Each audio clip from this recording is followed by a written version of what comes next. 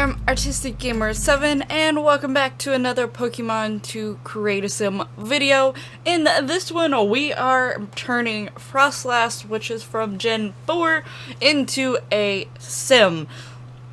So with Froslass, one of the things that slightly made this easier is that Froslass can only be female, so that already gave me the gender for this sim, so I didn't have to worry about that. And plus, when it technically comes to my CC, and even when you don't count CC, like if I try to do a Maxis only version or use Maxis match CC, females just have more options.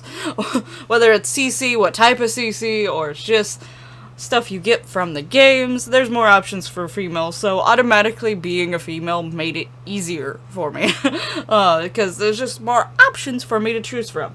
But you should be seeing a picture of Froslass down in the bottom left corner, so that if you're not someone familiar with Pokemon, you at least know what Froslass looks like and what I'm basing this sim off of.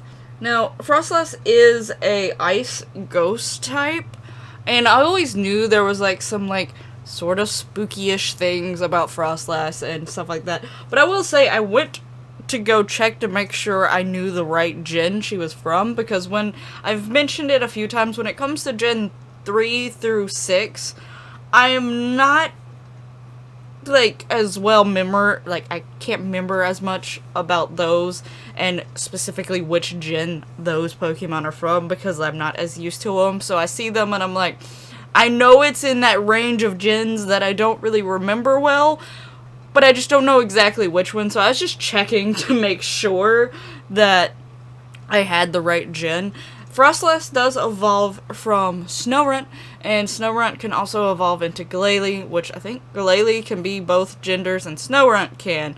It's just Froslass that is only female, so it can only evolve from a female Snorunt, using a Dawnstar. But when I was just sort of looking down at the bottom part, because sometimes I just get easily distracted, so I was reading, and there's sort of a creepier thing about this Pokemon than I realized.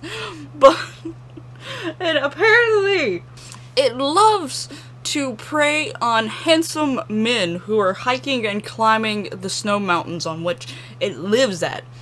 And its favorite food is frozen souls. And a lot of times it brings its frozen prey back to its cave and lines it up. Like, if it's multiple. I was like, huh?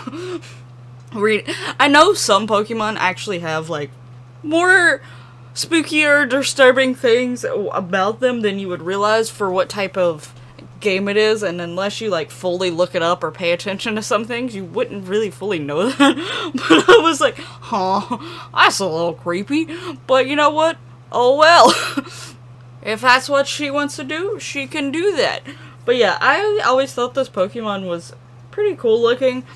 Obviously it is a Pokemon that has a lot of white going on to it. I did try to add most of the makeup to try to be slightly purple tinted, because of the purple that is underneath almost what looks like a mask type thing, but I don't know what to for surely call it, if it is a mask like thing or if it actually is a part of her.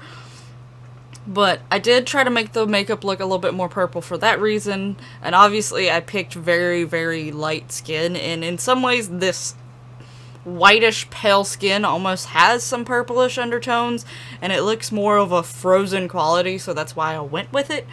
And I wanted to try to get a hair that had buns on the top of it or something, but I still sort of wanted to have hair down. Luckily I had a few options for that actually give it the little buns on the top or something on the top with some hair down, because she does have some flowy bits on her, technically her arm-like things look like they're flowy. She has the flowy bottom, because she technically floats and flies around, and she doesn't really have any feet.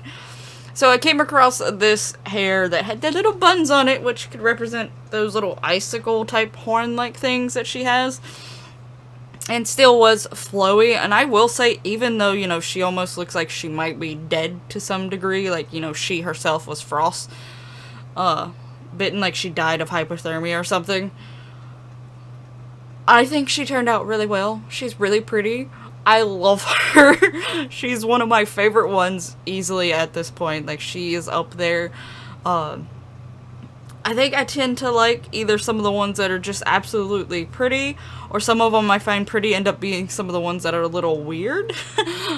They're like a weird pretty, if you get what I'm saying, but I love how she turned out. And when it came to her clothing, which I should be getting to right now, I definitely wanted to give her a dress.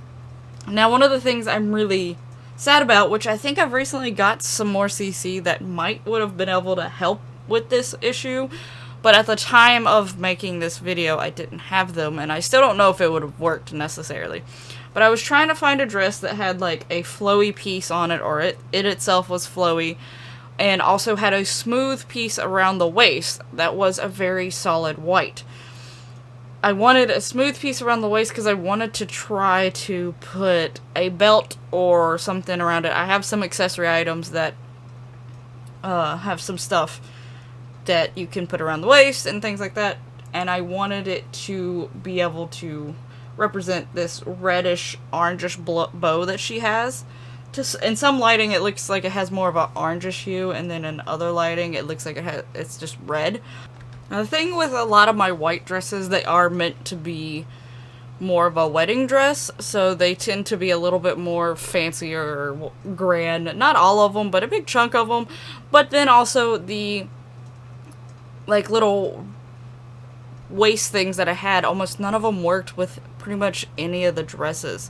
So eventually I just had to go with a dress that I liked and tried to put red on using the bracelets. I put 2 bracelets on it. It's not very noticeable that the bracelets are there to some degree, but I did want to try to represent that reddish color in some sort of way.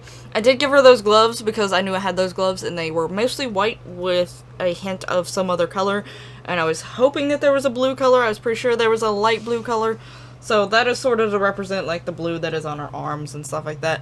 But overall, like I said, I'm pretty happy with her. I think the shoes I give her, I also do red, even though technically the Pokemon itself is not supposed to have feet and it just floats around.